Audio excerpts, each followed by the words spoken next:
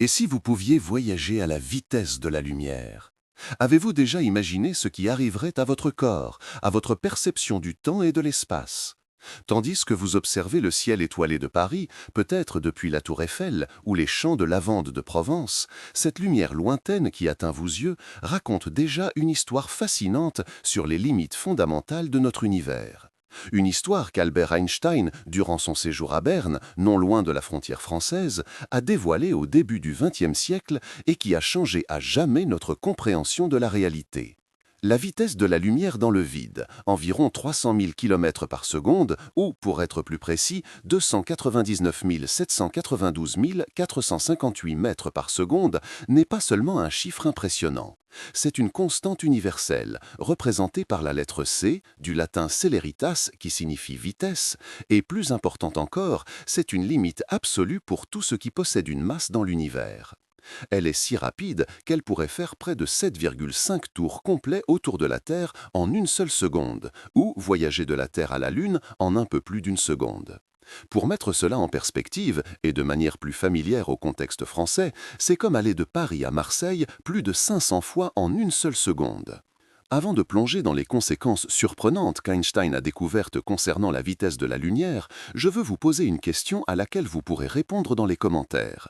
Si vous pouviez voyager instantanément n'importe où dans l'univers, quelle serait la première destination que vous choisiriez et pourquoi? Je fixerai la réponse la plus créative dans les commentaires, alors faites preuve d'imagination. Lorsque nous parlons de voyager à la vitesse de la lumière, nous touchons au cœur de la théorie de la relativité restreinte d'Einstein, publiée en 1905. Le jeune physicien, alors âgé de seulement 26 ans, travaillant comme un simple expert technique à l'Office des brevets de Berne en Suisse, a créé une théorie révolutionnaire sans réaliser une seule expérience physique, uniquement par la puissance de son esprit et de ses célèbres expériences de pensée. Ce qu'il a découvert était surprenant. Les lois de la physique sont les mêmes pour tous les observateurs en mouvement uniforme, sans accélération. Mais le temps et l'espace ne sont pas absolus. Ils se déforment en fonction de la vitesse. La distance se contracte effectivement. Cette contraction spatiale ne vous serait pas visible comme une compression physique de l'espace devant vous. En fait, en raison d'un autre effet relativiste appelé aberration de la lumière, votre vision serait considérablement altérée. Les étoiles et les galaxies devant vous sembleraient se concentrer en un point lumineux directement sur votre chemin, tandis que le reste de l'univers s'obscurcirait, créant un effet de tunnel visuel. La lumière des étoiles subirait également un décalage vers le bleu devant vous, augmentation de fréquence, et vers le rouge derrière vous, diminution de fréquence. Un phénomène connu sous le nom d'effet Doppler relativiste, similaire à ce qui se produit lorsqu'un TGV passe près de vous avec sa sirène allumée, modifiant la tonalité du son. Mais voici le paradoxe fascinant. À mesure que vous vous approchez de la vitesse de la lumière, votre masse augmente effectivement du point de vue d'un observateur externe. Cela signifie qu'il faudrait de plus en plus d'énergie pour vous accélérer, ne serait-ce qu'un peu plus. En fait, une énergie infinie serait nécessaire pour accélérer tout objet ayant une masse exactement jusqu'à la vitesse de la lumière, rendant cela physiquement impossible selon les lois de la physique que nous connaissons. C'est pourquoi Einstein a établi la vitesse de la lumière comme une limite absolue pour tout ce qui possède une masse. C'est comme essayer d'atteindre l'horizon. Peu importe la distance que vous parcourez dans sa direction, il semble toujours être à la même distance. De la même manière, vous pourriez accélérer à 99% de la vitesse de la lumière, puis à 99,9%, puis à 99,999%, vous rapprochant de plus en plus, mais sans jamais atteindre ou dépasser exactement 100% de la vitesse de la lumière. Cette limite n'est pas seulement une limitation technologique que nous pourrions surmonter avec suffisamment d'ingéniosité, comme franchir le mur du son ou envoyer des sondes au-delà du système solaire. C'est une propriété fondamentale de l'univers, aussi basique que le fait que nous ne pouvons pas être à deux endroits en même temps. L'équation la plus célèbre d'Einstein, E égale mc², exprime précisément cette relation. L'énergie, E, équivaut à la masse, m, multipliée par la vitesse de la lumière au carré, c, Cette formule ne révèle pas seulement l'énorme quantité d'énergie contenue dans une petite quantité de masse, comme démontré dans les centrales nucléaires françaises qui fournissent environ 70% de l'électricité du pays, mais établit également la vitesse de la lumière comme une constante universelle fondamentale. Seules les particules sans masse, comme les photons, particules de lumière, peuvent voyager exactement à la vitesse de la lumière. Et pour elles, le temps et l'espace se comportent de manière encore plus étrange. Pour un photon, le temps s'arrête effectivement. Du point de vue de la lumière, si nous pouvions l'imaginer, le photon est créé, par exemple dans une étoile lointaine, et absorbé, par exemple dans la rétine de votre œil, au même instant, même si pour nous il a fallu des milliards d'années pour arriver jusqu'ici. Pensez-y lorsque vous observez le ciel étoilé de la Côte d'Azur, loin des lumières de Nice ou de Cannes, où le ciel nocturne peut encore révéler sa véritable splendeur. Cette faible lumière d'une galaxie lointaine qui atteint vos yeux a commencé son voyage quand peut-être les dinosaures marchaient encore sur Terre. Pour nous, cette lumière a voyagé pendant des millions ou des milliards d'années à travers le vide cosmique. Mais pour le photon lui-même, il n'y a eu aucun voyage, juste un instant entre création et absorption. Ceci n'est que la pointe de l'iceberg lorsque nous parlons de ce qui se passerait si vous voyagiez à la vitesse de la lumière. La théorie de la relativité d'Einstein est l'un des plus grands triomphes de la pensée humaine, nous montrant que des concepts que nous considérons comme absolus, le temps, l'espace, la simultanéité, sont en réalité relatifs. Le temps ne s'écoule pas de la même manière pour tous les observateurs. Deux événements qui semblent simultanés pour une personne peuvent se produire à des moments différents pour une autre. La simultanéité, tout comme le temps et l'espace, dépend du référentiel de l'observateur. Ces idées peuvent paraître contre-intuitives et difficiles à visualiser, mais elles sont confirmées à maintes reprises par des expériences de haute précision.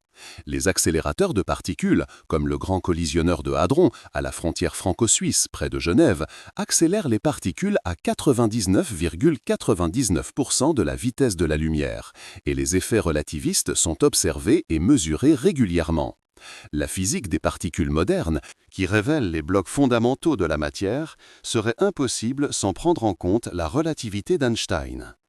Peut-être l'aspect le plus profond de la théorie de la relativité est la façon dont elle connecte le temps et l'espace en une seule entité, l'espace-temps. Avant Einstein, le temps et l'espace étaient considérés comme des structures séparées et absolues. Après lui, nous avons compris qu'ils sont des aspects entrelacés de la même réalité quadridimensionnelle.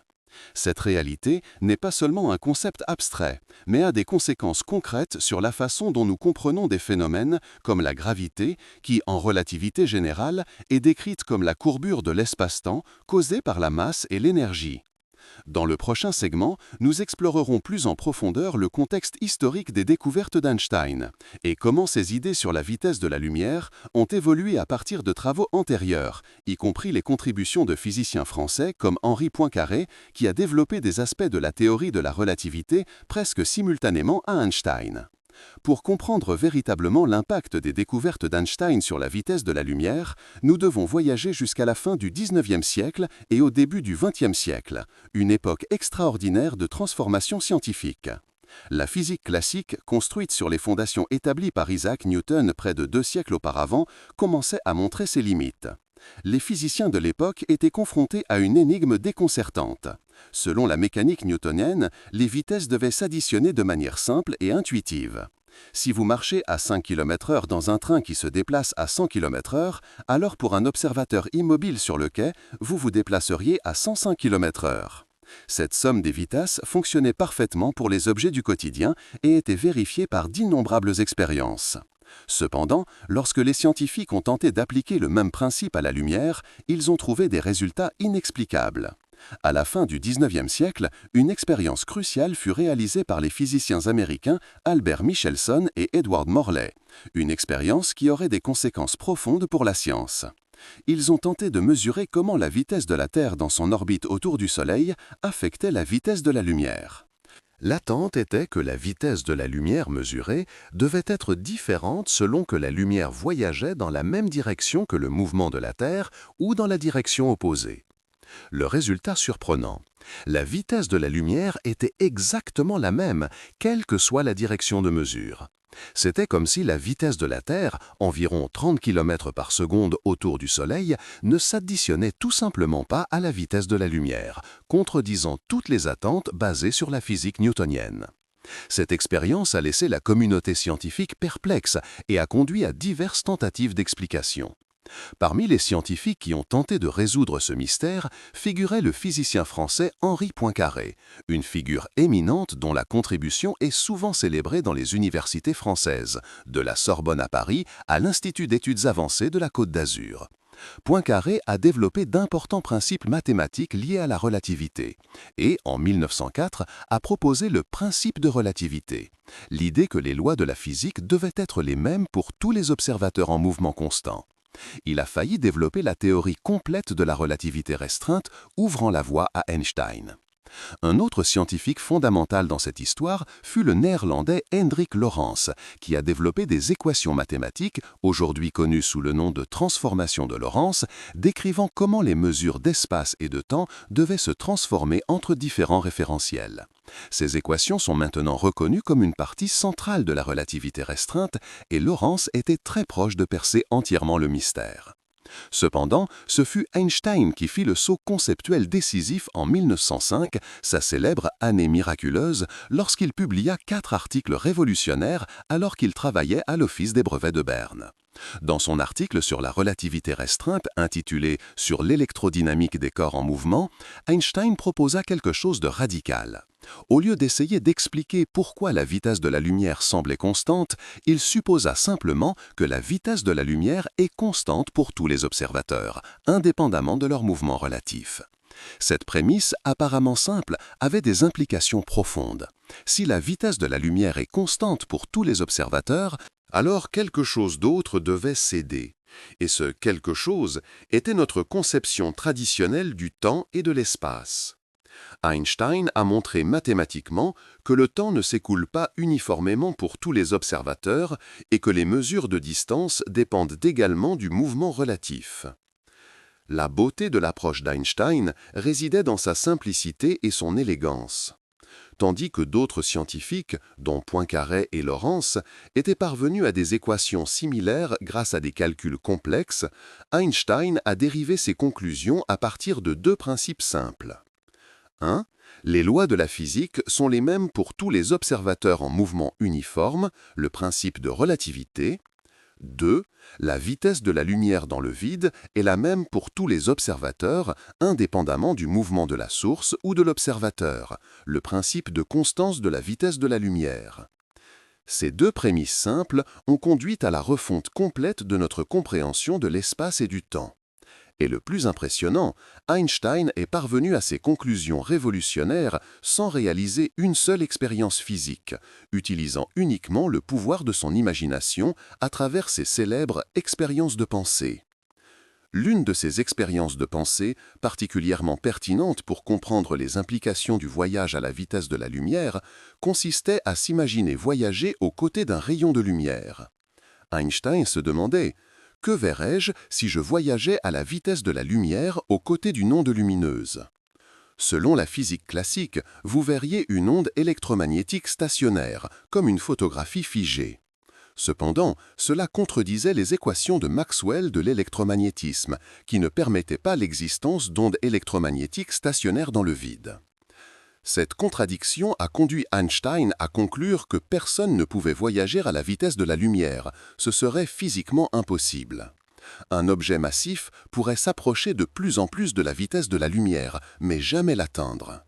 Cette limite absolue est une conséquence directe de la constance de la vitesse de la lumière pour tous les observateurs. Les idées d'Einstein furent d'abord accueillies avec scepticisme, d'autant plus qu'elles contredisaient des notions intuitives sur le temps et l'espace.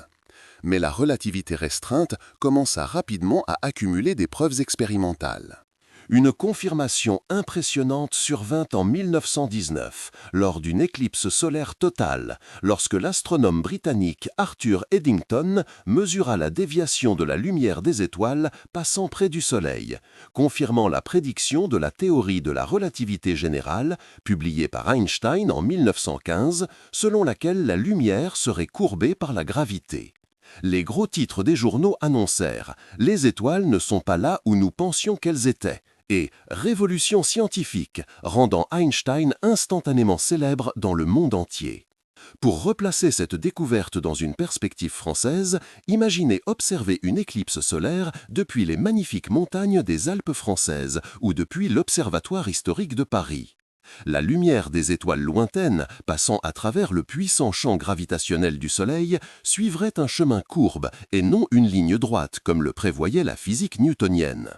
La capacité de prédire précisément cette déviation fut l'un des plus grands triomphes de la théorie d'Einstein. Aujourd'hui, plus d'un siècle plus tard, les théories d'Einstein sont confirmées quotidiennement par des expériences de haute précision et ont des applications pratiques dans les technologies que nous utilisons régulièrement. Les systèmes GPS de votre smartphone qui vous permettent de naviguer dans les rues sinueuses de Paris ou sur les routes panoramiques de Provence doivent prendre en compte les effets relativistes pour fournir des localisations précises.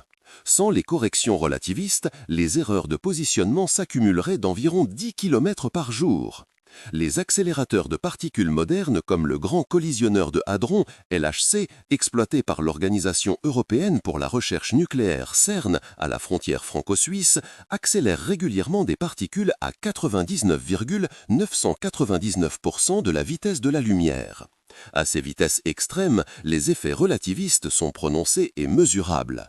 La masse des particules augmente significativement à mesure qu'elles s'approchent de la vitesse de la lumière, exactement comme le prévoit la théorie d'Einstein.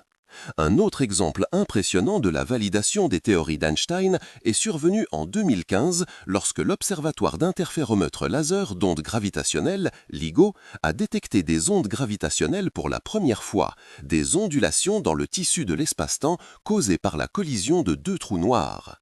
Einstein avait prédit l'existence de ces ondes gravitationnelles en 1916, mais considérait qu'elles seraient trop faibles pour être détectées.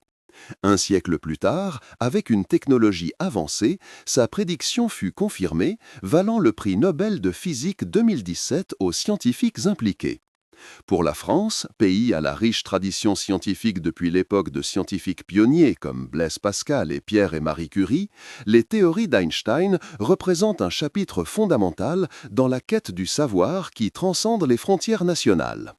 Einstein lui-même a visité Paris plusieurs fois et a établi des relations avec d'importants physiciens français, dont Paul Langin et Marie Curie. L'Université de Paris, Sorbonne, a conféré à Einstein un doctorat honorifique en 1922, reconnaissant sa contribution monumentale à la science.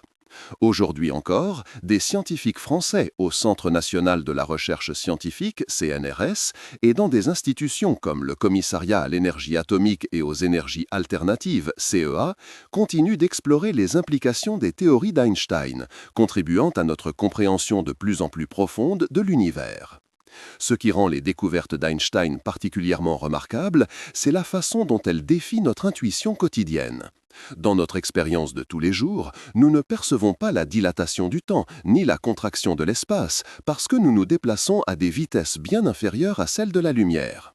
À environ 100 km/h, la vitesse typique d'une voiture sur l'autoroute française, le facteur de dilatation temporelle n'est que de 1,000004, une différence si minime qu'elle est complètement imperceptible. Cependant, si nous pouvions voyager à des vitesses relativistes, ces effets deviendraient spectaculairement évidents. Et c'est ce qui rend si fascinant d'imaginer ce qui se passerait si nous pouvions voyager à la vitesse de la lumière, même en sachant que, pour les objets ayant une masse, c'est physiquement impossible. Qu'en pensez-vous ? L'idée que le temps est relatif et peut passer plus lentement ou plus rapidement selon le mouvement me semble l'une des découvertes les plus profondes de la science moderne. Laissez votre commentaire sur l'aspect de la relativité que vous trouvez le plus fascinant. Maintenant que nous comprenons le contexte historique des découvertes d'Einstein, plongeons plus profondément dans les principes scientifiques qui expliquent ce qui se passerait réellement si nous voyagions à la vitesse de la lumière. Pour comprendre véritablement ces phénomènes, nous devons examiner plus en détail les mathématiques et la physique derrière la théorie de la relativité restreinte.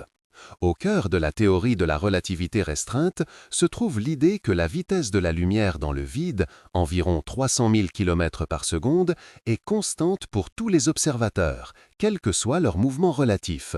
Ce principe semble contredire notre sens commun, mais il a été confirmé par d'innombrables expériences au cours du siècle dernier. Pour comprendre pourquoi la vitesse de la lumière est si spéciale, nous devons d'abord reconnaître que la lumière a une double nature. Elle se comporte à la fois comme une onde et comme une particule, photon. En tant que particule, le photon est unique car il n'a pas de masse au repos. Cette absence de masse permet au photon de voyager exactement à la vitesse de la lumière, ni plus vite ni moins vite. En revanche, les particules avec masse, comme les électrons ou les protons, peuvent s'approcher de la vitesse de la lumière, mais ne l'atteignent jamais complètement. La mathématique de la relativité restreinte est décrite par les célèbres transformations de Lorentz, qui montrent comment les coordonnées d'espace et de temps se rapportent entre différents référentiels en mouvement. Le facteur clé dans ces équations est le facteur de Lorentz, représenté par la lettre grecque gamma, donnée par la formule. Gamma égale 1 divisé par 1 moins v au carré sur c au carré, où v est la vitesse relative et c est la vitesse de la lumière. Ce facteur apparaît dans diverses équations relativistes et détermine le degré de dilatation du temps et de contraction de l'espace. Analysons ce qui arrive à ce facteur à mesure que la vitesse s'approche de celle de la lumière. À 10% de la vitesse de la lumière, gamma approche 1,05, effet relativiste presque imperceptible. À 50% de la vitesse de la lumière, gamma approche 1,155. Les effets commencent à devenir significatifs. À 90% de la vitesse de la lumière, gamma approche 2,294, effet clairement observable. À 99% de la vitesse de la lumière, gamma approche 7,089, effet très prononcé. À 99,9% de la vitesse de la lumière, gamma approche 22,366, effet extrêmement dramatique. À mesure que la vitesse s'approche encore plus de la vitesse de la lumière, le facteur gamma tend vers l'infini. Cela signifie que, pour atteindre exactement la vitesse de la lumière, une énergie infinie serait nécessaire, rendant physiquement impossible que tout objet ayant une masse atteigne ou dépasse cette vitesse. Cette limite fondamentale est souvent mal comprise. Ce n'est pas une limitation technologique que nous pourrions surmonter avec de futures avancées scientifiques, comme franchir le mur du son fut possible avec des avions suffisamment puissants.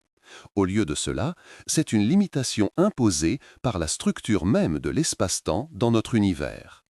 Le premier effet relativiste que nous examinerons plus profondément est la dilatation du temps.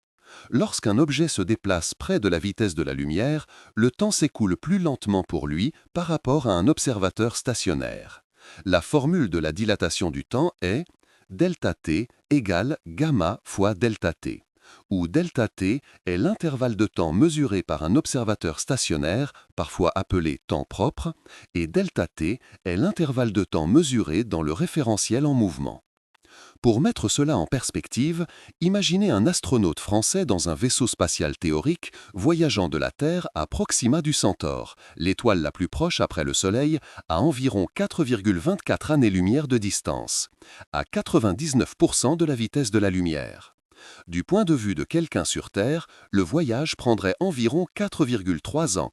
Cependant, pour l'astronaute dans le vaisseau, en raison de la dilatation du temps, le voyage ne durerait qu'environ 7 mois.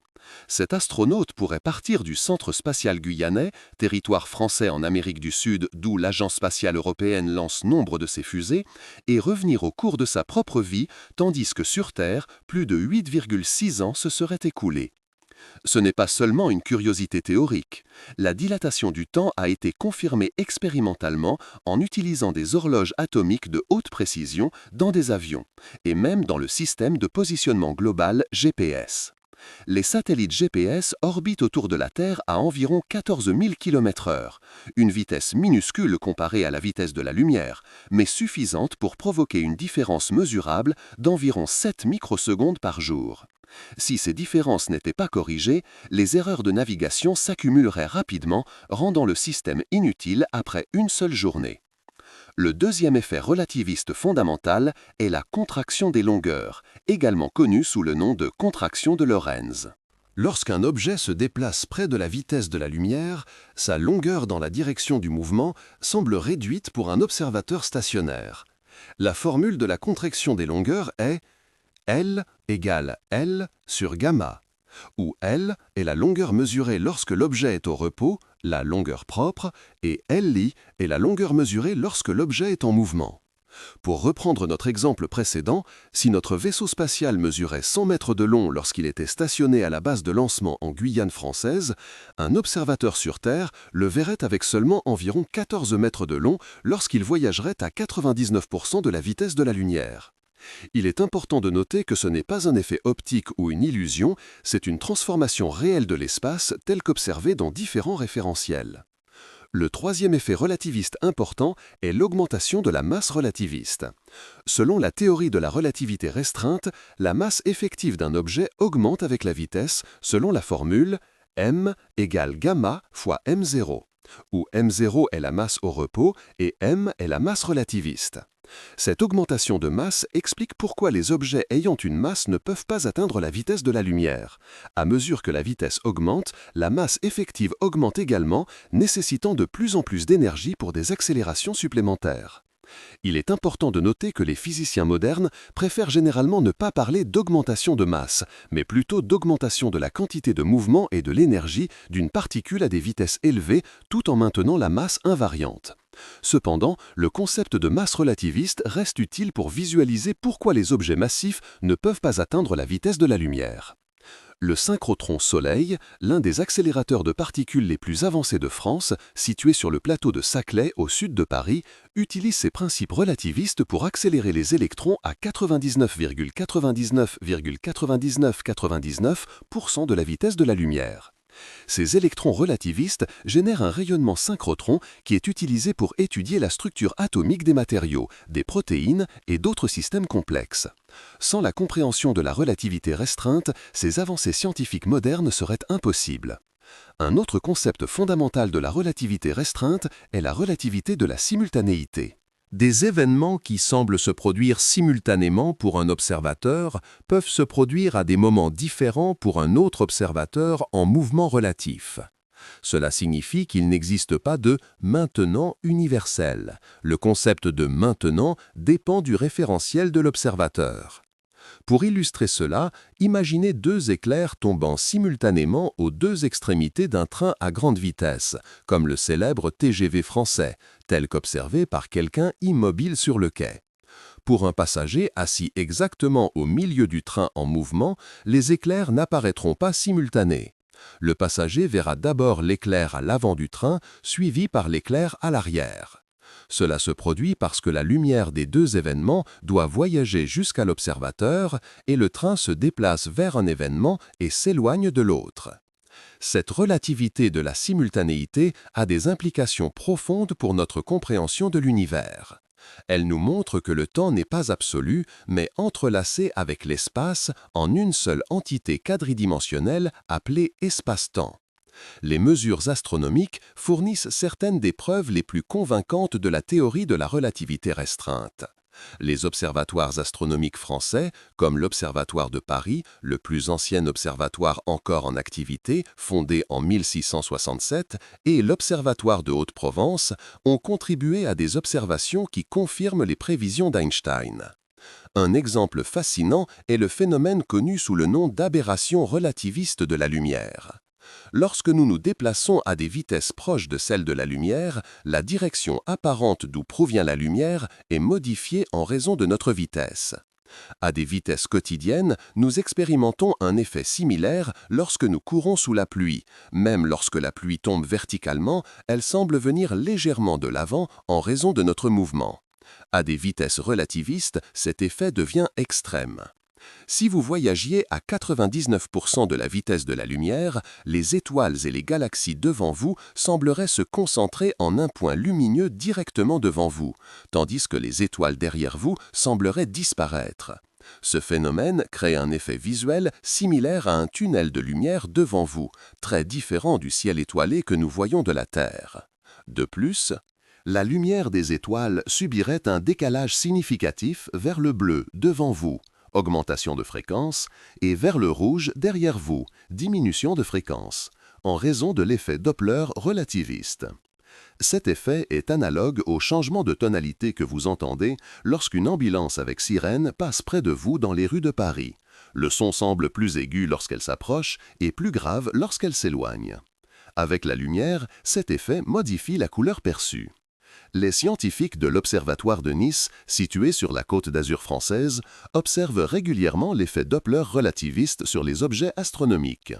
Par exemple, lorsqu'ils observent des galaxies qui s'éloignent de nous en raison de l'expansion de l'univers, ils détectent un décalage vers le rouge dans leur spectre de lumière.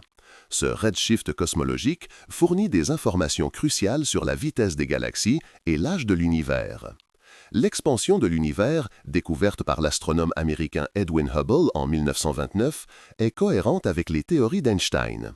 En fait, les équations de la relativité générale d'Einstein prévoyaient un univers en expansion, quelque chose qui a initialement surpris Einstein lui-même, le conduisant à introduire une constante cosmologique pour maintenir l'univers statique. Lorsque les observations ont confirmé l'expansion, Einstein a qualifié la constante cosmologique de sa plus grande erreur. Ironiquement, des décennies plus tard, les astronomes ont découvert que l'univers non seulement s'étend, mais que son expansion s'accélère, conduisant à la réintroduction de la constante cosmologique pour expliquer cette accélération, maintenant associée à la mystérieuse énergie sombre. Ces avancées en cosmologie moderne, qui ont leurs racines dans les théories d'Einstein, sont étudiées par des chercheurs à l'Institut d'astrophysique de Paris et d'autres centres de recherche français. La France a une longue tradition d'excellence en physique théorique et observationnelle, contribuant significativement à notre compréhension des principes relativistes qui gouvernent notre univers. Lorsque nous parlons de voyager à la vitesse de la lumière, nous discutons essentiellement des limites fondamentales de la physique. Bien que les objets massifs ne puissent pas atteindre cette vitesse, la simple contemplation de tels scénarios nous aide à mieux comprendre la structure de notre univers. Dans le prochain segment, nous continuerons à explorer les principes scientifiques de la relativité en nous concentrant sur des paradoxes intrigants et sur les implications de la relativité générale pour notre compréhension de la gravité et de l'espace-temps. Maintenant que nous comprenons les principes de base de la relativité restreinte, explorons certains des paradoxes et défis les plus intrigants qui surgissent lorsque nous envisageons des voyages à des vitesses proches de celles de la lumière. Ces paradoxes ne sont pas des failles dans la théorie, au contraire, ce sont des conséquences logiques des principes fondamentaux établis par Einstein, et ils nous aident à mieux apprécier la nature contre-intuitive de l'espace-temps. L'un des paradoxes les plus célèbres de la relativité restreinte est le paradoxe des jumeaux. Imaginez deux frères jumeaux identiques à Paris. L'un d'eux reste sur Terre, travaillant peut-être à l'Observatoire de Paris, tandis que l'autre embarque pour un voyage spatial à 99,5% de la vitesse de la lumière, partant de la base de Kourou, en Guyane française, en direction d'une étoile lointaine et revenant ensuite. Lorsque le jumeau voyageur revient, il découvrira qu'il a vieilli significativement moins que son frère resté sur Terre. Pour illustrer avec des chiffres, si le voyage a duré 10 ans mesurés par le jumeau sur Terre, pour le jumeau voyageur, il ne se sera écoulé qu'environ 1 an, en raison de la dilatation du temps. Le voyageur pourrait revenir et trouver son frère une décennie plus âgé, alors que lui-même n'aura vieilli que d'1 an. À première vue, cela semble contradictoire. Si le mouvement est relatif, le jumeau voyageur ne pourrait-il pas argumenter que c'est lui qui est resté immobile, tandis que la Terre et son frère se sont éloignés puis sont revenus? Dans ce cas, ce ne devrait-il pas être le jumeau sur Terre qui a moins vieilli? La résolution de cet apparent paradoxe réside dans le fait que les deux frères ne sont pas dans des situations symétriques. Le jumeau qui voyage dans le vaisseau spatial subit une accélération lorsqu'il quitte la Terre, lorsqu'il inverse sa direction pour revenir et lorsqu'il décélère à son arrivée. Ces accélérations brisent la symétrie de la situation et font que la dilatation du temps affecte les deux frères différemment. Ce n'est pas seulement un exercice théorique. En 1971, des physiciens ont placé des horloges atomiques extrêmement précises dans des avions et les ont envoyées faire le tour du monde, les comparant ensuite à des horloges identiques restées au sol. Les horloges qui ont voyagé ont enregistré moins de temps écoulé, exactement comme le prévoyait la théorie de la relativité. La différence était minuscule, quelques nanosecondes, mais mesurable et cohérente avec les prévisions d'Einstein. En 2010, des chercheurs du CERN, le laboratoire européen de physique des particules à la frontière franco-suisse, ont observé que des particules appelées muons, qui se désintègrent normalement en environ 2,2 microsecondes, pouvaient vivre beaucoup plus longtemps lorsqu'elles étaient accélérées à des vitesses proches de celles de la lumière dans le Grand Collisionneur de Hadron. C'est un exemple réel de dilatation du temps en action. Un autre paradoxe fascinant est le paradoxe de la perche et de Lagrange, également connu sous le nom de paradoxe de la contraction de Lorentz. Imaginez une longue perche, disons de 20 mètres de long au repos, portée par un coureur qui se déplace à 86,6% de la vitesse de la lumière. À cette vitesse, le facteur de Lorentz est de 2, ce qui signifie que la perche semblera n'avoir que 10 mètres de long pour un observateur stationnaire en raison de la contraction de Lorentz. Maintenant, imaginez que ce coureur passe devant une grange qui mesure exactement 10 mètres de long au repos. Pour l'observateur stationnaire, la perche contractée, maintenant de 10 mètres, tiendra exactement à l'intérieur de la grange. Cela permettrait, théoriquement, de fermer brièvement les deux portes de la grange avec la perche entièrement à l'intérieur. Cependant, du point de vue du coureur, c'est la grange qui est en mouvement et par conséquent contractée. Pour lui, la grange ne mesurerait que 5 mètres de long, tandis que sa perche resterait à 20 mètres. Comment une perche de 20 mètres pourrait-elle tenir dans une grange de 5 mètres? La résolution de ce paradoxe réside dans la relativité de la simultanéité.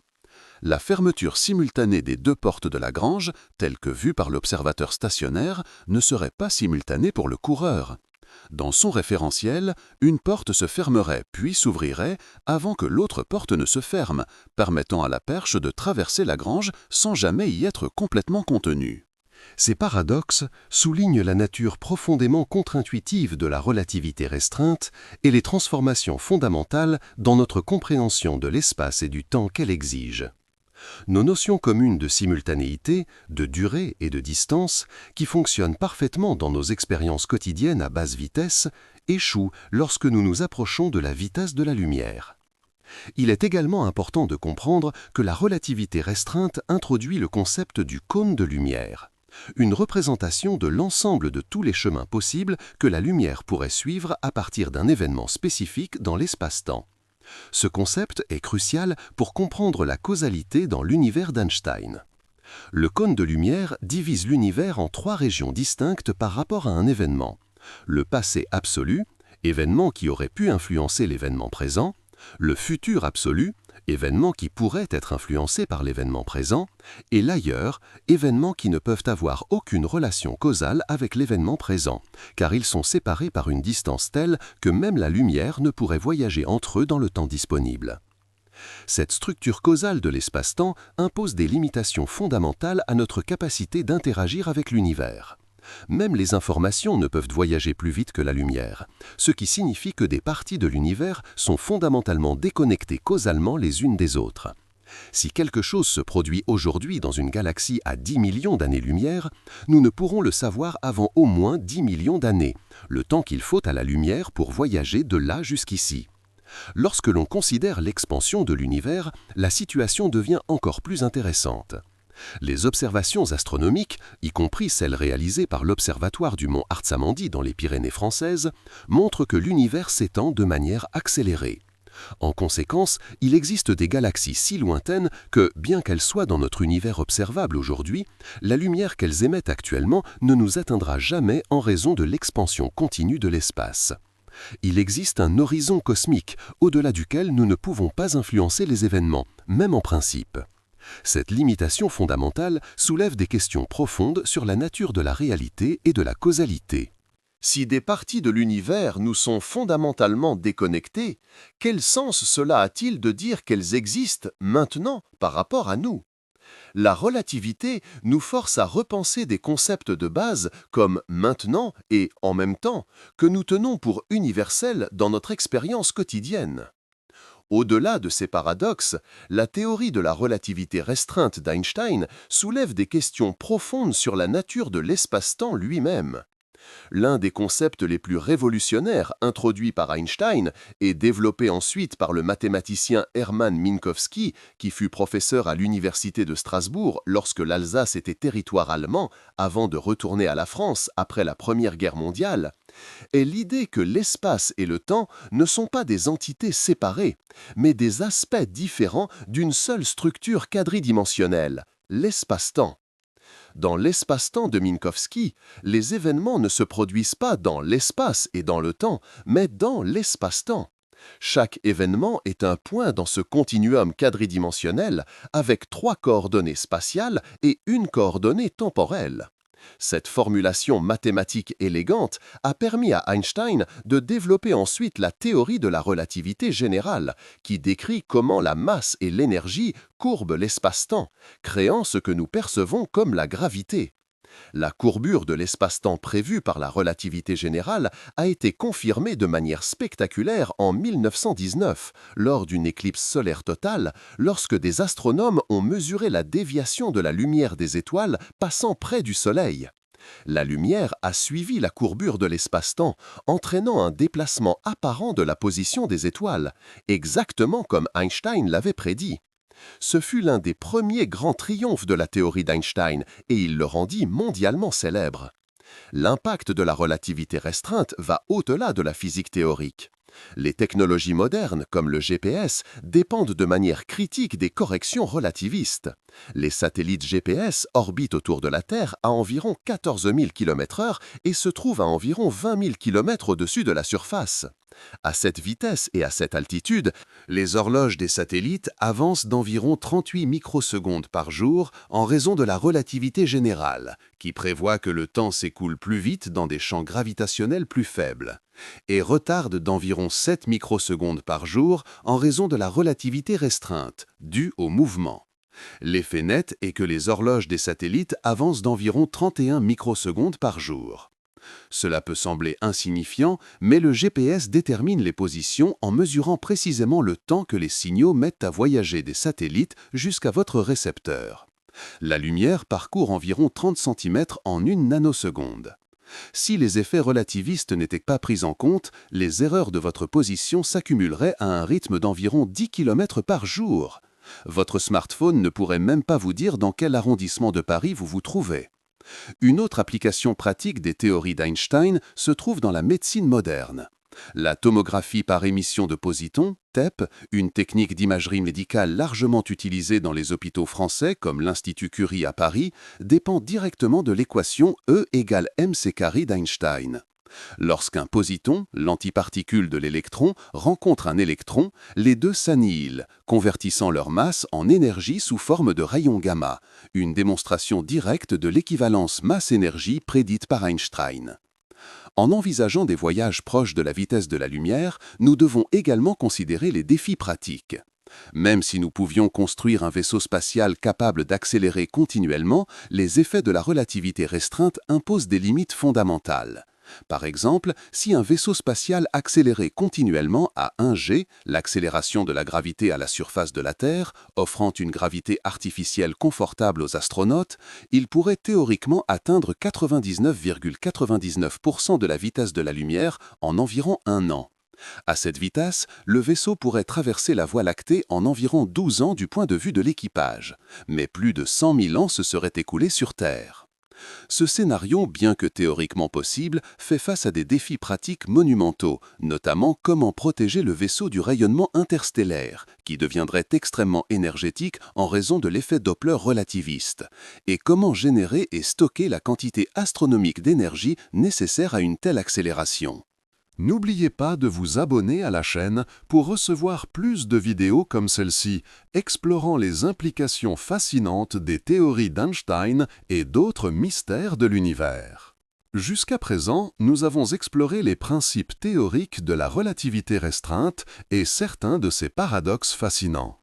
Examinons maintenant les implications pratiques et les barrières physiques fondamentales auxquelles nous serions confrontés si nous tentions de voyager à des vitesses proches de celles de la lumière, en reliant ces idées à des expériences réelles et des observations astronomiques qui confirment les théories d'Einstein.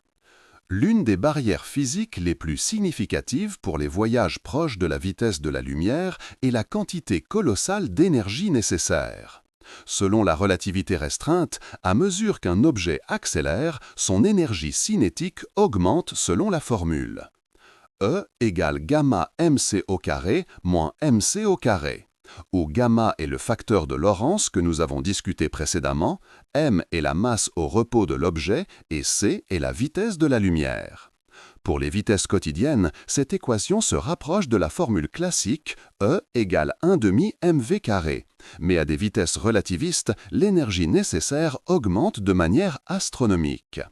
Pour mettre cela en perspective, accélérer un objet comme la Station spatiale internationale, qui pèse environ 420 tonnes, jusqu'à 99% de la vitesse de la lumière, nécessiterait environ 3 × 10 puissance 20 joules d'énergie.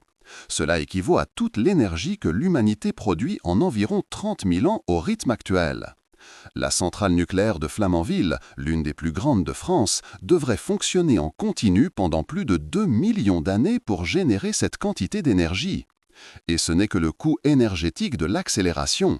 Nous ne prenons pas en compte l'énergie nécessaire pour les systèmes de survie, les boucliers anti-radiation ou la décélération à l'arrivée à destination. Le coût énergétique à lui seul rend les voyages relativistes pratiquement impossibles avec notre technologie actuelle ou toute technologie que nous pouvons raisonnablement prévoir pour un avenir proche. Un autre défi fondamental est le rayonnement. Lorsqu'un vaisseau spatial voyage à travers l'espace interstellaire, même à des vitesses conventionnelles, il rencontre de l'hydrogène, de l'hélium et d'autres particules dispersées dans le milieu interstellaire. À des vitesses proches de celles de la lumière, ces particules apparemment inoffensives deviendraient des projectiles mortels. En raison de l'effet Doppler relativiste, le rayonnement de fond cosmique, normalement un doux rayonnement micro-ondes à environ 2,7 Kelvin, serait décalé vers des fréquences beaucoup plus élevées à l'avant du vaisseau, se transformant en rayonnement gamma potentiellement létal. Même des particules de poussière microscopiques auraient une énergie cinétique comparable à celle de bombes nucléaires lorsqu'elles frapperaient le vaisseau. Le Centre d'études nucléaires de Bordeaux-Gradignan, en France, mène des recherches sur les effets du rayonnement cosmique sur les matériaux et les êtres vivants, des connaissances cruciales pour toute mission spatiale de longue durée. Leurs études montrent que même aux vitesses relativement faibles de nos sondes actuelles, le rayonnement spatial représente un défi significatif. À des vitesses relativistes, ce problème serait amplifié exponentiellement.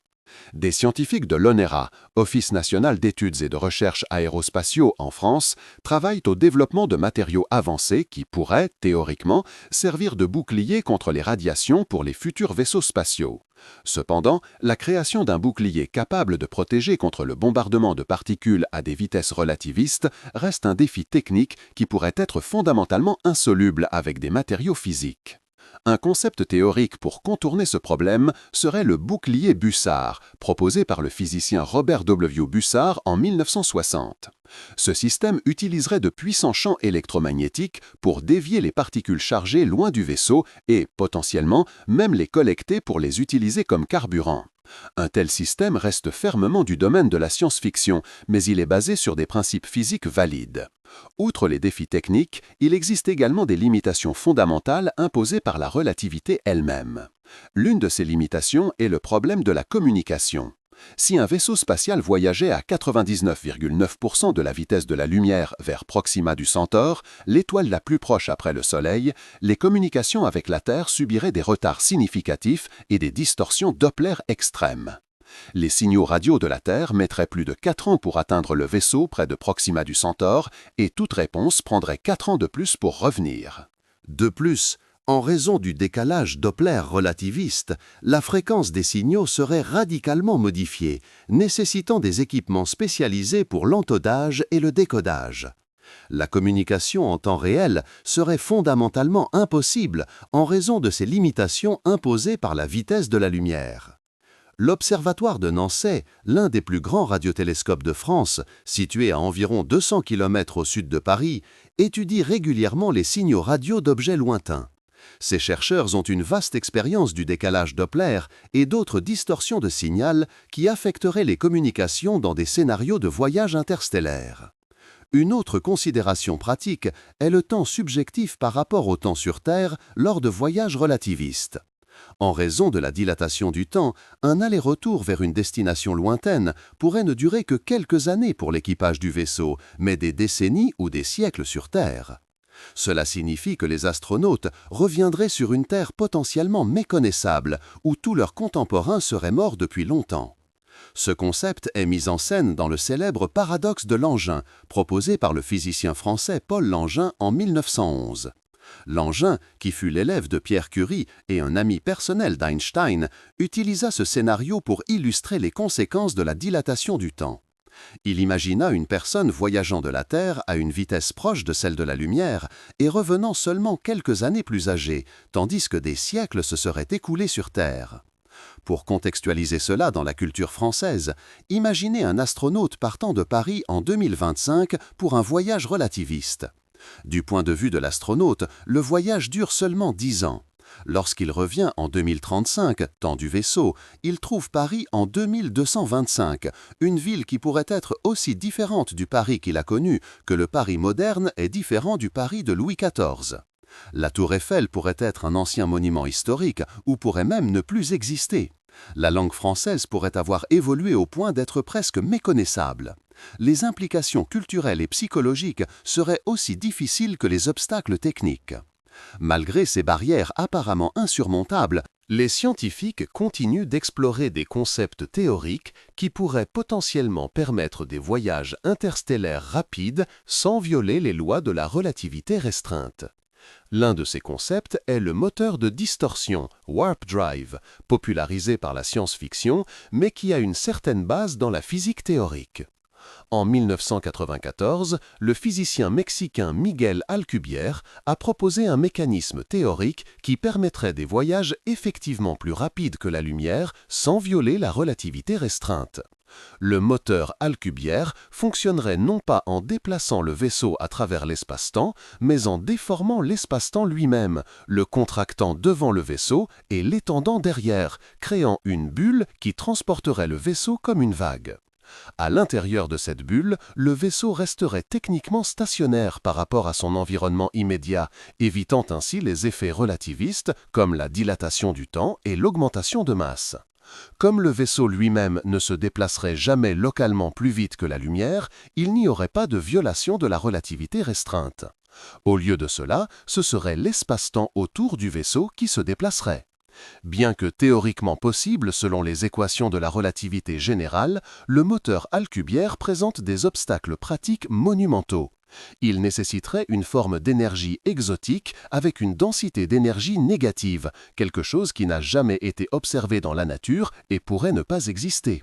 De plus, les calculs initiaux suggéraient qu'il faudrait plus d'énergie que celle qui existe dans l'univers observable pour créer une telle distorsion.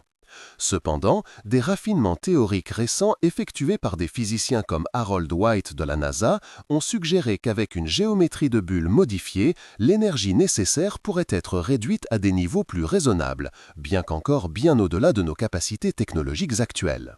Des chercheurs de l'Institut d'astrophysique de Paris ont collaboré à certaines de ces études théoriques, apportant leur expertise en relativité générale et en cosmologie.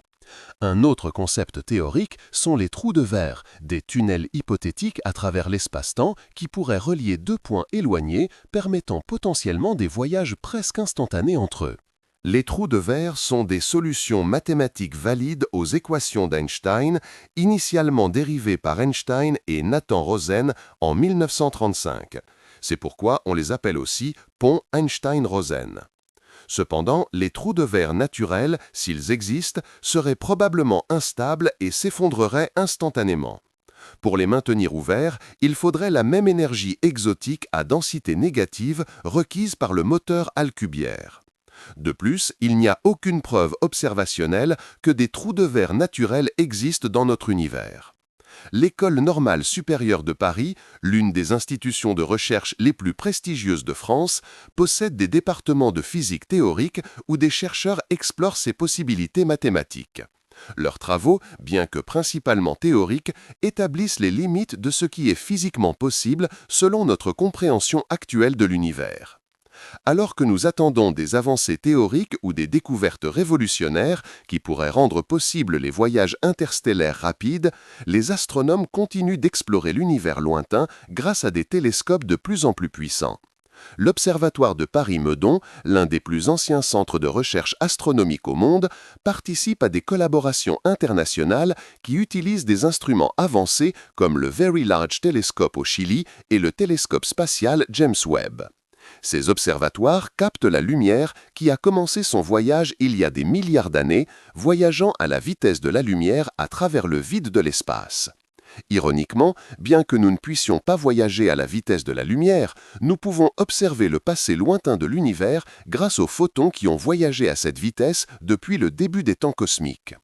La lumière des galaxies lointaines, capturée par l'observatoire IRAM, Institut de radioastronomie millimétrique, sur le plateau de Bure dans les Alpes françaises, nous permet d'étudier la formation des étoiles et des galaxies il y a des milliards d'années.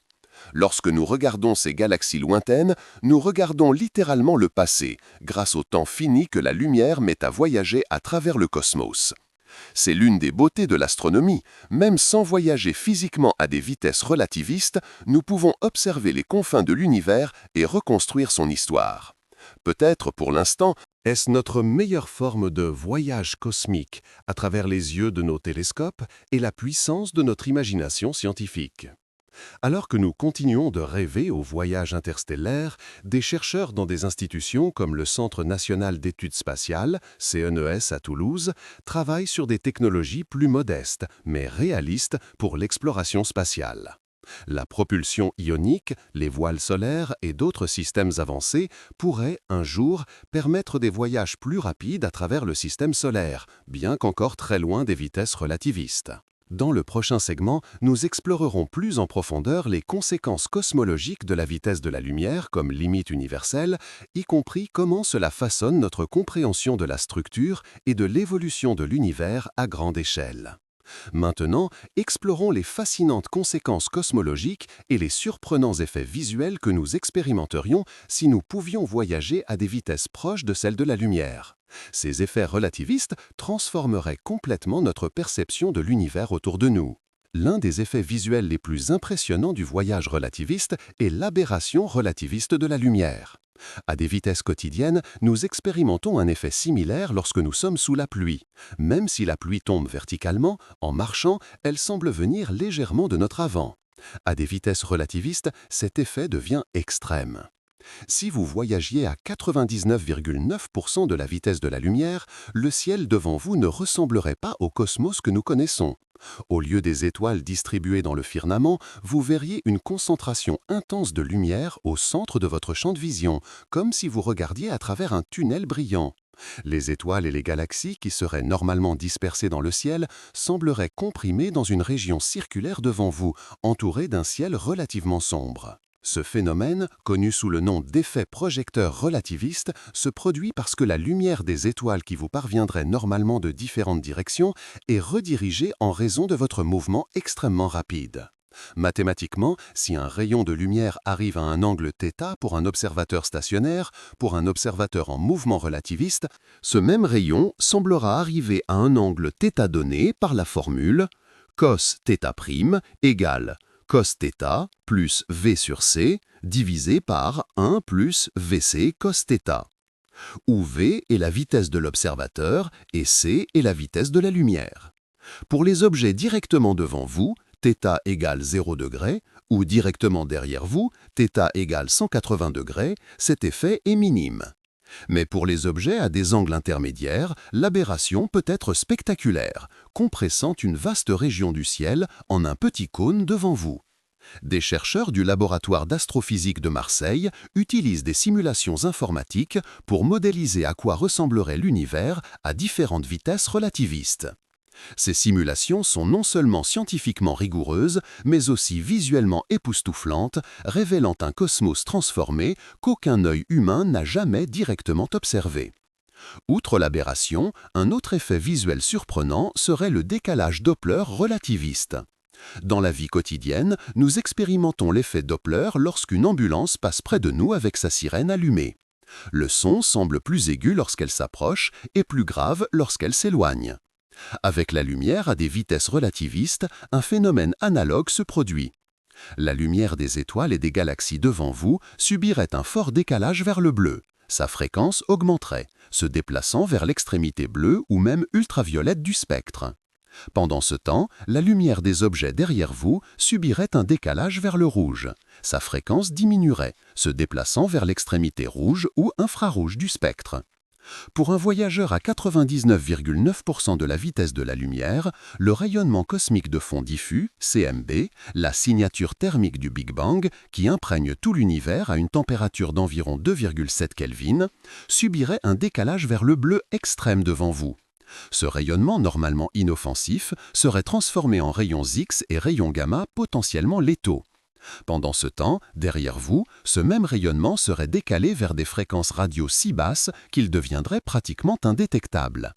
Le décalage Doppler affecterait également de manière drastique les couleurs perçues des étoiles.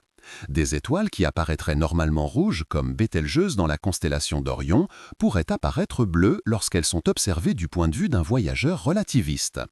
Pendant ce temps, des étoiles qui sont normalement bleues, comme Rigel, également dans Orion, pourraient voir leur lumière décalée vers l'ultraviolet, devenant invisible pour les yeux humains. L'Institut d'astrophysique spatiale à Orsay, près de Paris, est spécialisé dans l'étude du rayonnement cosmique de fond, utilisant des données de mission comme le satellite Planck de l'Agence spatiale européenne. Ces chercheurs ont une compréhension approfondie de la façon dont ce rayonnement fondamental interagit avec la matière et comment il serait transformé à des vitesses relativistes. Un troisième effet visuel serait la contraction de Lorentz, qui ferait que les objets dans la direction du mouvement sembleraient comprimés. Si vous pouviez d'une manière ou d'une autre observer la forme des étoiles et des galaxies qui apparaissent normalement comme de simples points de lumière, même dans les télescopes les plus puissants, elles apparaîtraient aplaties dans la direction de votre mouvement, comme des disques plutôt que des sphères. Cette compression visuelle est une manifestation directe de la contraction de l'espace dans la direction du mouvement, l'un des effets fondamentaux prévus par la relativité restreinte. Il est important de souligner qu'il ne s'agit pas d'une illusion d'optique, mais d'une réelle transformation de l'espace telle qu'observée dans différents référentiels. Maintenant, élargissons notre perspective aux échelles cosmologiques. La vitesse de la lumière comme limite universelle a des implications profondes pour notre compréhension de la structure et de l'évolution de l'univers. L'une des conséquences les plus significatives est l'existence d'un horizon des particules, ou horizon cosmologique. En raison de l'âge fini de l'univers, environ 13,8 milliards d'années, et du fait qu'aucune information ne peut voyager plus vite que la lumière, il existe une limite fondamentale à la partie de l'univers que nous pouvons observer.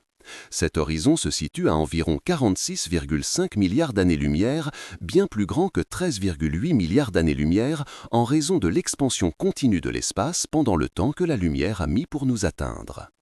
L'Observatoire de Nice, situé sur le Mont Gros sur la Côte d'Azur, contribue à notre compréhension de cet univers observable à travers ses observations de galaxies lointaines. Ces astronomes étudient la lumière qui a commencé son voyage lorsque l'univers n'avait qu'une fraction de son âge actuel, fournissant des indices cruciaux sur l'évolution cosmique.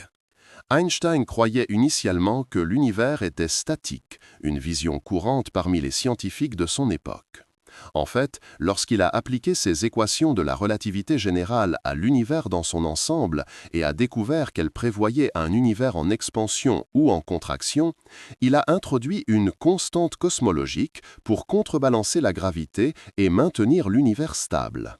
Après la découverte de l'expansion de l'univers par Edwin Hubble en 1929, Einstein a qualifié la constante cosmologique de sa plus grande erreur.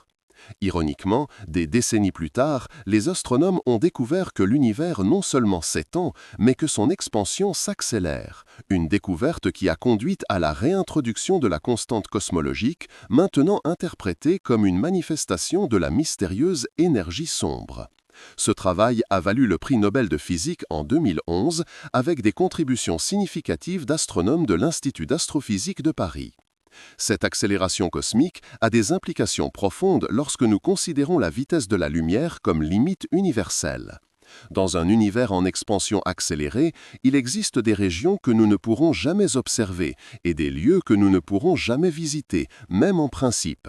car l'expansion de l'espace entre nous et ses destinations les éloigne plus rapidement que la lumière ne peut voyager. Il est important de préciser que cela ne viole pas la relativité restreinte. Ce ne sont pas les objets qui voyagent plus vite que la lumière à travers l'espace, c'est l'espace lui-même qui s'étend. La relativité restreinte s'applique localement, au sein de régions de l'espace-temps, tandis que l'expansion cosmologique est un phénomène global décrit par la relativité générale. Le travail d'Einstein sur la vitesse de la lumière nous conduit à une autre considération fascinante, la possibilité de multiples univers ou d'un multivers. Bien qu'Einstein n'ait pas exploré cette idée de manière exhaustive, ses théories ont jeté les bases des modèles cosmologiques modernes qui suggèrent la possibilité d'univers au-delà de notre horizon observable. Le cosmologiste français Aurélien Barraud, professeur à l'Université Grenoble-Alpes et chercheur au laboratoire de physique subatomique et de cosmologie, est l'un des principaux scientifiques explorant les modèles théoriques de multivers. Ses travaux examinent comment la relativité générale, lorsqu'elle est combinée avec la mécanique quantique et la théorie de l'inflation cosmique, peut suggérer l'existence d'autres univers avec des lois physiques différentes, possiblement même avec des valeurs différentes pour la vitesse de la lumière. Un concept particulièrement intrigant est le multivers de niveau 2, dans la classification proposée par le physicien Max Tegmark. Dans ce scénario, des régions lointaines de l'espace, qui sont au-delà de notre horizon observable, peuvent avoir subi des processus d'inflation différents pendant les premiers moments après le Big Bang, résultant en des bulles d'univers avec des propriétés physiques distinctes. Certaines de ces bulles pourraient théoriquement avoir des vitesses de la lumière différentes de la nôtre. Cependant, précisément en raison de la limite de la vitesse de la lumière, nous ne pourrons jamais observer directement ces autres régions du multivers. Elles sont fondamentalement au-delà de notre horizon observable. C'est une limitation épistémologique fondamentale. Certaines hypothèses sur l'univers plus vaste peuvent être mathématiquement cohérentes et explicatives, mais jamais directement vérifiables par des observations. L'Institut des hautes études scientifiques IAES à Bures-sur-Yvette, une prestigieuse institution de recherche théorique souvent comparée à l'Institute for Advanced Study de Princeton aux États-Unis, abrite des chercheurs qui explorent ces frontières de la physique théorique. La tradition française de rigueur mathématique combinée à une pensée physique profonde a contribué significativement à ces investigations du multivers et d'autres idées à la frontière de la cosmologie théorique. Une autre perspective fascinante sur la limite de la vitesse de la lumière vient de la considération des trous noirs. Ces objets cosmiques extrêmes, prédits par les équations d'Einstein, sont des régions où la gravité est si intense que même la lumière ne peut s'échapper. L'horizon des événements d'un trou noir marque la limite au-delà de laquelle la vitesse de libération dépasse la vitesse de la lumière, rendant l'évasion impossible selon les lois de la physique connues. En 2019, l'Event Horizon Telescope, un projet international avec une participation significative de radioastronomes français de l'Institut de radioastronomie millimétrique, l'IRAM, a capturé la première image directe de l'horizon des événements d'un trou noir supermassif au centre de la galaxie M87. Cette image historique montre l'anneau de photons créé par la lumière qui orbite le trou noir à la frontière critique où la vitesse de la lumière égale juste l'attraction gravitationnelle. C'est une visualisation spectaculaire de l'interaction entre la vitesse de la lumière et la courbure extrême de l'espace-temps. Les trous noirs représentent des laboratoires naturels pour tester les théories d'Einstein dans des conditions extrêmes. À l'horizon des événements, le temps s'arrête effectivement pour un observateur externe, une autre manifestation spectaculaire de la relativité. Pour une particule tombant dans un trou noir, le temps continue de s'écouler normalement, mais pour un observateur lointain, la particule semble ralentir asymptotiquement, ne traversant jamais complètement l'horizon dans le temps fini de l'observateur. Ce gel temporel à l'horizon des événements est conceptuellement similaire à ce qui se passerait si nous pouvions voyager exactement à la vitesse de la lumière. Le temps s'arrêterait. Bien sûr, les objets massifs ne peuvent pas atteindre la vitesse de la lumière, tout comme ils ne peuvent pas s'échapper de l'intérieur de l'horizon des événements d'un trou noir. Ces limitations sont profondément connectées et toutes deux dérivent de la structure fondamentale de l'espace-temps dans la relativité d'Einstein. Einstein lui-même n'a jamais complètement accepté certaines des implications les plus extrêmes de ces théories, y compris l'existence des trous noirs. Il a publié un article en 1939 tentant de prouver que l'effondrement gravitationnel complet ne se produirait pas dans la nature. Des décennies plus tard, nous avons découvert que les trous noirs non seulement existent, mais sont abondants dans l'univers, pratiquement chaque galaxie abritant un trou noir supermassif en son centre. Le trou noir supermassif au centre de notre propre galaxie, connu sous le nom de Sagittarius A*, a été étudié de manière extensive par des astronomes de l'Observatoire de Paris utilisant le Very Large Telescope de l'Observatoire européen austral au Chili. En surveillant les orbites des étoiles proches de Sagittarius A*, ils ont fourni certaines des preuves les plus convaincantes de l'existence des trous noirs et de la précision des théories d'Einstein dans des conditions extrêmes. L'une des questions les plus profondes de la physique moderne est la réconciliation de la relativité générale d'Einstein, qui décrit la gravité et la structure de l'espace-temps à des échelles cosmiques, avec la mécanique quantique qui régit le comportement de la matière à des échelles subatomiques. À des échelles très petites et des énergies très élevées, comme celles rencontrées près du Big Bang ou au centre des trous noirs, les deux théories seraient nécessaires, mais sont actuellement mathématiquement incompatibles. Des physiciens théoriciens français comme Carlo Rovelli, professeur à l'université Aix-Marseille et membre du Centre de physique théorique, sont à l'avant-garde de la recherche en gravité quantique, la quête d'une théorie qui unifierait la relativité générale et la mécanique quantique. Rovelli est l'un des fondateurs de la théorie de la gravité quantique à boucle, l'une des principales approches pour résoudre ce problème fondamental. Dans certaines de ces théories de gravité quantique, la vitesse de la lumière pourrait ne pas être strictement constante aux échelles les plus minuscules de l'espace-temps, ou pourrait émerger comme une propriété d'échelle plus grande. Ces idées restent hautement spéculatives, mais elles illustrent comment la limite apparemment absolue de la vitesse de la lumière peut éventuellement être comprise comme faisant partie d'une structure théorique encore plus fondamentale. Alors que nous continuons à étendre notre connaissance de l'univers, tant observationnellement que théoriquement, les idées d'Einstein sur la vitesse de la lumière comme limite universelle continuent de guider et de restreindre nos théories. Même lorsque nous explorons au-delà des frontières actuelles de la physique, cherchant à unifier la relativité générale et la mécanique quantique, ou à comprendre la nature de l'énergie sombre, la limite de la vitesse de la lumière demeure un principe organisateur central.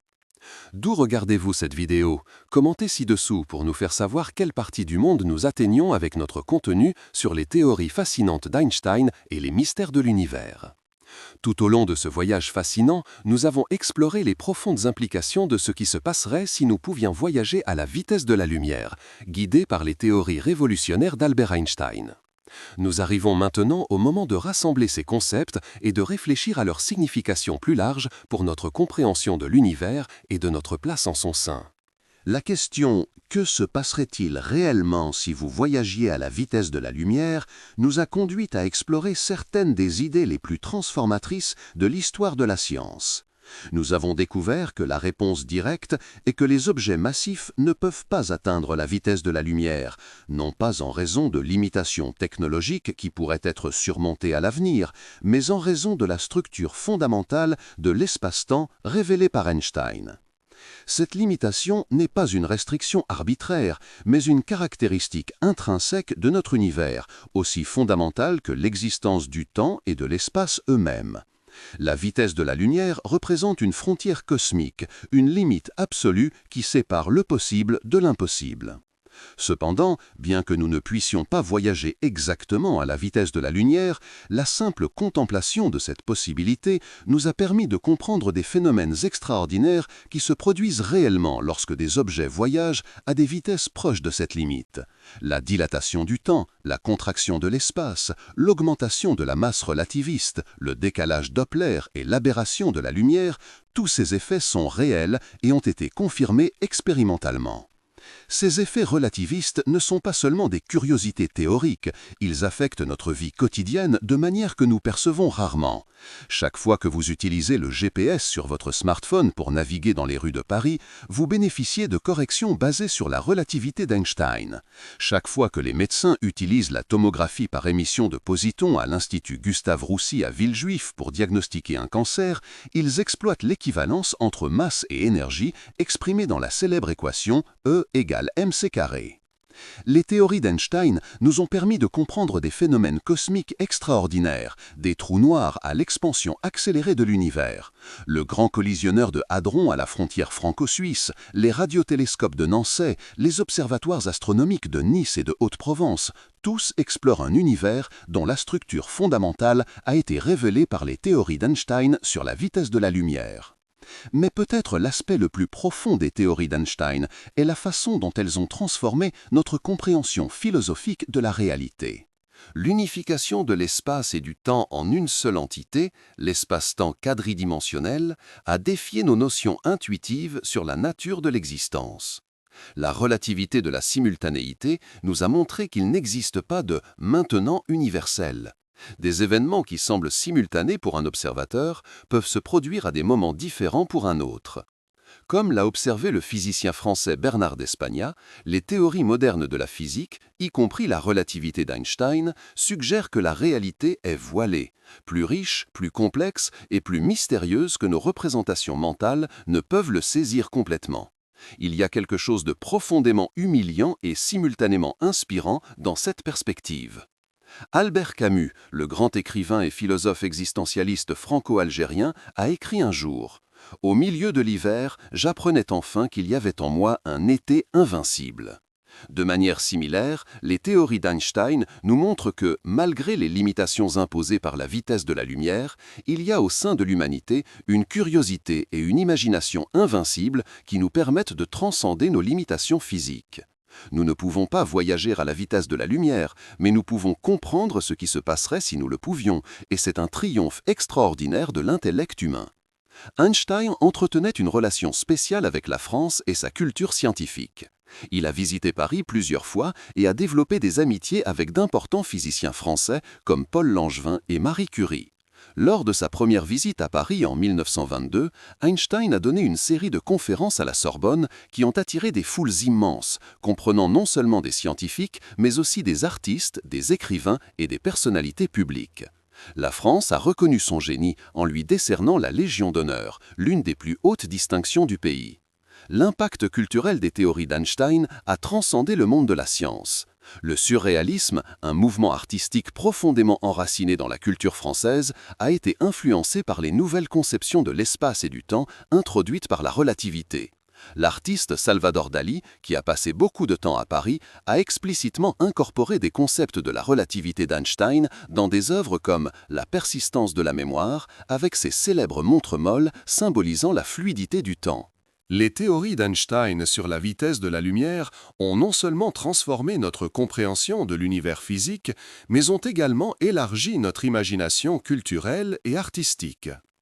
Elles nous rappellent qu'il y a plus dans le monde que ce que nous pouvons voir directement, que la réalité est plus étrange, plus belle et plus surprenante que notre bon sens ne le suggère. À mesure que la science continue de progresser, les théories d'Einstein demeurent des pierres angulaires de la physique moderne. Elles ont établi les limites de ce qui est physiquement possible et, ce faisant, ont défini l'étendue de nos rêves et de nos aspirations technologiques. Nous ne pouvons pas voyager plus vite que la lumière, mais peut-être, un jour, pourrons-nous envoyer des sondes qui voyageront à une fraction significative de cette vitesse, nous permettant d'explorer non seulement notre système solaire, mais aussi les étoiles proches. Des scientifiques du laboratoire d'astrophysique de Bordeaux sont parmi ceux qui explorent la possibilité de petites sondes interstellaires propulsées par de puissants lasers. Une technologie qui pourrait, théoriquement, accélérer un vaisseau miniaturisé à 20% de la vitesse de la lumière. De telles sondes pourraient atteindre Alpha du Centaure en environ 20 ans, renvoyant des images et des données d'un autre système stellaire en une génération humaine.